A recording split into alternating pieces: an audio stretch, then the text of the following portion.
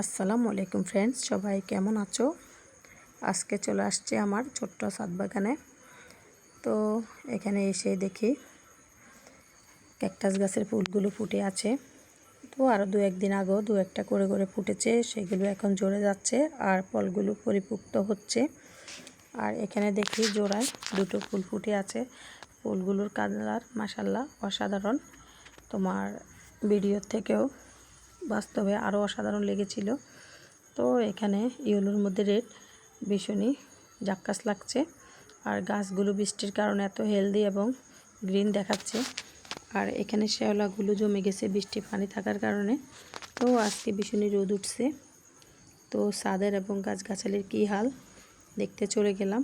আর ফুলটাকে একটু চুয়ে দিলাম, ভালো করে এটাকে পরীক্ষা নিরীক্ষা করে দেখতেছি ভিতরটা কেমন। মাশাআল্লাহ, এটা আরও ভালো করে ফুটবে, ফুটলে আরও অসাধারণ দেখাবে। আল্লাহ হাফেজ।